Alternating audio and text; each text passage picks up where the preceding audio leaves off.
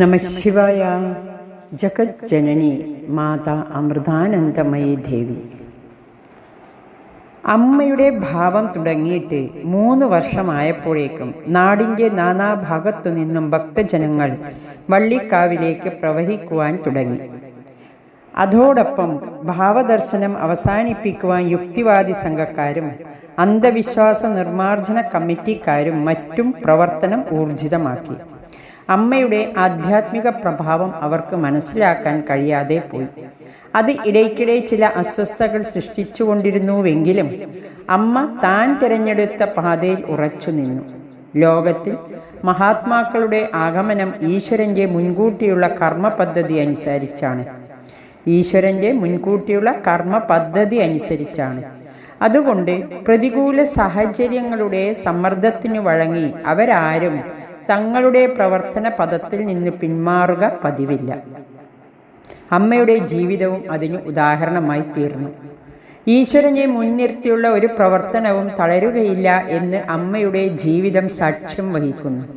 അതേസമയം മഹാത്മാക്കളുടെ പ്രവർത്തന മാർഗത്തിൽ കാലം പൂക്കൾ വിരിയിച്ചു കാത്തിരിക്കുന്നതും കാണാറില്ല.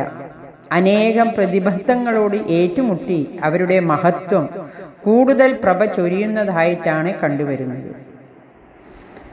മധ്യമായപ്പോൾ, അതായത് 1978 മധ്യമായപ്പോൾ അമ്മയുടെ ഗൃഹത്തിൻ്റെ അന്തരീക്ഷത്തിൽ അല്പം ഇരുൾ പരക്കുകയുണ്ടായി. എന്നാൽ ഭാവിയിൽ അമ്മയുടെ മഹത്വം ആളുകൾ കൂടുതൽ മനസ്സിലാക്കുവാൻ അതും പ്രയോജനപ്പെട്ടു എന്ന് കാലം തെളിയിച്ചു. അതെന്തെന്ന് പറയാം. അമ്മയുടെ മൂത്ത ആങ്ങളയായ സുബകൻ ഇക്കാലത്ത് ചില വ്യതിയാനങ്ങൾ കാണപ്പെട്ടു. സുബകൻ ഒരു നിരീശ്വരവാദി ആയിരുന്നപ്പോൾ തൻ്റെ വീട്ടിൽ അച്ചടക്കം പാലിക്കുന്നതിൽ കർക്കശക്കാരനായിരുന്നു. മറ്റു സഹോദരങ്ങൾക്ക് മുൻകോപിയായ സുബകൻ ഒരു പേടി സ്വപ്നമായിരുന്നു. സഹോദരിയുടെ ഭാവത്തോട് സുബകന് യോജിക്കാൻ കഴിഞ്ഞില്ല. ഭക്തജന തിരക്കും നാട്ടിലെ യുക്തിവാദികളുടെ അധിക്ഷേപവുമെല്ലാം സുബകന് ബുദ്ധിമുട്ടായി തോന്നി. അതുകൊണ്ട് ഭാവത്തിന് വരുന്ന പല ആൾക്കാരെയും പിന്തിരിപ്പിക്കാനും സുബകൻ ശ്രമിച്ചിരുന്നു. കർമ്മഫലമോ ഈശ്വരവിധിയോ എന്തെന്നറിഞ്ഞുകൂടാ ഇക്കാലത്ത് സുബകൻ ഒരു രോഗിയായി തീർന്നു. മന്തിൻ്റെ ആരംഭം കയ്യിലും കാലിലും കണ്ടു തുടങ്ങി. സ്ഥിരമായി ഇംഗ്ലീഷ് ചികിത്സയ്ക്കു വിധേയനായി. കൂടാതെ ഇടയ്ക്കിടെ മറ്റു പല ചികിത്സകളും പരീക്ഷിച്ചു നോക്കുകയുണ്ടായി. താൻ മാറാ രോഗിയായി കഴിഞ്ഞു എന്ന ചിന്ത ആ ഭൗതികവാദിയെ അത്യന്തം നിരാശനാക്കി. ഇതോടെ ആത്മഹത്യാവാസന പ്രകടിപ്പിക്കാനും തുടങ്ങി. മനക്ലേശം കൊണ്ട് ഉറക്കമില്ലാതായ സുബകൻ ഉറക്കം വരുന്നതിനുള്ള ഗുളികകൾ കഴിക്കാൻ തുടങ്ങി. ക്രമേണ മാനസിക സന്തുലനം തന്നെ തകരാറിലായി. ഒരു ദിവസം അമ്മ ദമയന്തി അമ്മയെ വിളിച്ചു പറഞ്ഞു, അണ്ണന് ആയുസ്സുള്ളതായി കാണുന്നില്ല. അതിൻ്റെ പരിഹാരമായി അമ്മ മൗനവ്രതം എടുക്കണം. വ്രതം മുടങ്ങുമെന്ന് തോന്നുന്നു, അതുകൊണ്ട് ശ്രദ്ധിച്ചെടുക്കണം. അതനുസരിച്ച് ദമയന്തി അമ്മ മൗനവ്രതം തുടങ്ങിയെങ്കിലും ദുശകുനമെന്ന വണ്ണം വ്രതം മുടങ്ങി. ഇത് വീട്ടുകാരുടെ മനസ്സിൽ ആശങ്ക വളർത്തി. വ്രതം മുടങ്ങുന്നത് നന്നല്ലെന്നാണ് വിശ്വാസം. ഒരു ദിവസം ഭാവത്തിന് വന്ന ഒരു മുസ്ലിം ഭക്തയെ മാനസിക നില തെറ്റിയ സുബകൻ അധിക്ഷേപിച്ചു. അവരും മറ്റു ചിലരും അമ്മയോട് വന്ന് സങ്കടം പറഞ്ഞു. അമ്മ അവരോട് പറഞ്ഞു, സുബകന്റെ ആയുസ് അറ്റിരിക്കുകയാണ്, അതാണിങ്ങനെ ദുഷ്കർമ്മം ചെയ്യുന്നത്. ഭാവസമയത്ത് അമ്മ ഇങ്ങനെ പറഞ്ഞ വിവരമറിഞ്ഞ് സുഗുണച്ചൻ പരിഭ്രമിച്ചോടി വന്ന് പാദങ്ങളിൽ വീണ് മാപ്പിരന്നു. സുബകനെ രക്ഷിക്കണമെന്ന് അപേക്ഷിച്ചു. അപ്പോൾ അമ്മ ദേവീഭാവത്തിൽ പറഞ്ഞു, ഞാൻ ആരെയും ശിക്ഷിക്കുന്നില്ല. ഓരോരുത്തരും കർമ്മഫലം അനുഭവിക്കണം, അല്ലാതെ പറ്റില്ല. മ്ലാനത തിങ്ങിയ ചില ദിവസങ്ങൾ ഇഴഞ്ഞു നീങ്ങി. ഒടുവിൽ എല്ലാവരെയും വിഷമിപ്പിച്ച ആ സംഭവം നടന്നു. രോഗം മൂലം ആത്മഹത്യ ചെയ്യുന്നു എന്ന് കത്തെഴുതി വെച്ച ശേഷം സുബകൻ 2/6/1978 രാത്രി ആത്മഹത്യ ചെയ്തു. അന്നേ ദിവസം അമ്മ ഭജനയ്ക്കു വേണ്ടി ഒരു ഭക്തന്റെ വീട്ടിൽ പോയിരിക്കുകയായിരുന്നു. ഇത് അമ്മയുടെ വീട്ടിൽ അല്പം ചലനം സൃഷ്ടിച്ചു. ആത്മഹത്യയല്ല എന്ന് പ്രചരിപ്പിക്കാൻ എതിരാളികൾ ശ്രമിച്ചു, എങ്കിലും ഫലിച്ചില്ല.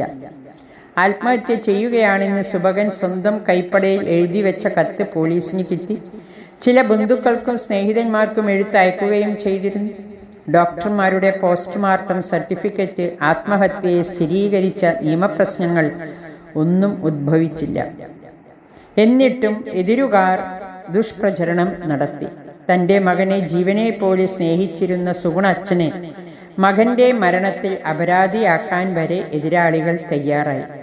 അങ്ങനെ ഇടയ്ക്കിടെ കളരിയിൽ ചുഴലിക്കാറ്റും കൊടുങ്കാറ്റുമെല്ലാം മാറി മാറി വീശിക്കൊണ്ടിരുന്നു. ഈശ്വരശക്തിയെ ഒന്നും തടയുകയില്ലെന്ന് തെളിയിച്ചും കൊണ്ട് അമ്മയുടെ ത്യാഗസമ്പന്നമായ ജീവിതം മുന്നോട്ട് നീങ്ങി. സുബകന്റെ മരണശേഷം 16 ദിവസം കഴിഞ്ഞ് വീണ്ടും ഭാവം ആരംഭിച്ചപ്പോൾ സുഗുണച്ചൻ ദേവീ ഭാവത്തിന് കളരിയിൽ വന്ന് ദേവിയുടെ മുമ്പിൽ സങ്കടം പറഞ്ഞ് പൊട്ടിക്കരഞ്ഞു. ദേവി തൻ്റെ മകനെ രക്ഷിക്കാനതിൽ പരാതിപ്പെട്ടു. അപ്പോൾ അമ്മ പറഞ്ഞു, വിഷമിക്കേണ്ട, മരിച്ചുപോയ നിങ്ങളുടെ മകൻ 3 വർഷത്തിനകം ഈ വീട്ടിൽ തന്നെ മകനായി ജനിക്കും. അന്ന് സുഗുണച്ചൻ്റെ പെൺമക്കളുടെ ആരുടെയും വിവാഹം നടന്നിരുന്നില്ല. താമസിയാതെ മൂത്ത മകൾ കസ്തൂരിയുടെ വിവാഹം നടക്കുകയും ദേവീ ഭാവത്തിൽ അമ്മ പറഞ്ഞ കാലാവധിക്കകം ശിവൻ എന്ന മകൻ ജനിക്കുകയും ചെയ്തു. കസ്തൂരിയുടെ ഗർഭാരംഭത്തിൽ തന്നെ അമ്മ ഗർഭസ്ഥ ശിശുവിന് ശിവൻ എന്ന് നാമകരണം ചെയ്യുകയും എല്ലാവരും ആ പേര് വിളിച്ച് തുടങ്ങുകയും ചെയ്തിരുന്നു. അമ്മ പേരിട്ട സ്ഥിതിക്ക് കുട്ടി ആണായിരിക്കുമെന്ന കാര്യത്തിൽ ആർക്കും സംശയമില്ലായിരുന്നു. അമ്മ ഒരിക്കൽ പറഞ്ഞു, സുബകന്റെ മരണശേഷം ആത്മാവ് 3 വർഷം ഈ ആശ്രമ അന്തരീക്ഷത്തിൽ തങ്ങി നിന്നു. ഇവിടുത്തെ വേദമന്ത്രങ്ങളും നാമജപവുമെല്ലാം കേട്ടും കൊണ്ട് ഇവിടെ കഴിഞ്ഞു. അങ്ങനെ പാപം കുറച്ചൊക്കെ ക്ഷയിച്ച ശേഷമാണ് വീണ്ടും ഇവിടെ തന്നെ ശിവനായി അവന് ജന്മം കൊടുത്തത്. ഇപ്പോൾ ശിവന് സന്യാസിയാകണം എന്ന് ഒറ്റ ആഗ്രഹമേ ഉള്ളൂ. ഒറ്റയ്ക്കിരുന്ന് ഓം ജപിക്കുകയും ധ്യാനിക്കുകയും ചെയ്യുന്നതിൽ വലിയ താല്പര്യമാണ്. ഹരി ഓം നമഃ ശിവായ.